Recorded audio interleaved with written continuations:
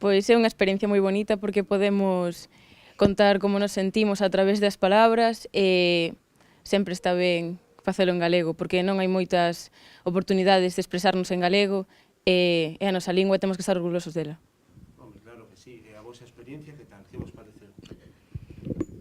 Levo pouco anos participando neste concurso, pero gustame moito escribir e motivarme co galego e coa nosa lingua. Gústame moito. Como se vos ocurre escribir as vosas historias? Como te chamas ti? Tamara. Vale, pois Tamara, contame. Como se vos ocurre esta historia que a túa en concreto? Bueno, a min a inspiración é unha cousa que me ven e que me vai. Un día estou inspirada, mellor outro día estou menos inspirada. E resultou que ese día estaba inspirada e dixen, pois quero escribir algo que trascenda, non? Que sexa algo que exprese o que realmente sentimos todos na adolescencia e así. E dixen, no cambio que sufrimos, bueno, pois vámoslo a pasar a un tema máis natural como o dos lobos ou a natureza en xeral.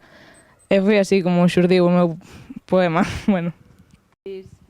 Non sei, é unha cousa que ten que virche logo, tes que pararte a pensar moi ben en o que queres expresar e tes que meditalo moito porque hai moita xente moi boa que se presenta e se queres gañar, aínda que non sexa o obxectivo, tes que intentar facer o mellor posible e intentar dar o mellor de ti. E unha vez que se acabou o certamen, seguides escribindo ou a cousa queda aquí ou a vosa idea é, non sei, seguir escribindo?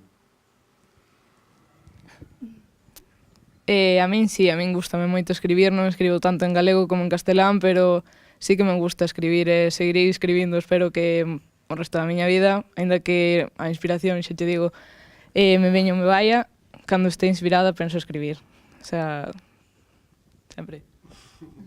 Pois moi ben, pois moitas gracias, enhoraboa as tres polo premio e por escribir en galego. Grazas. Gracias.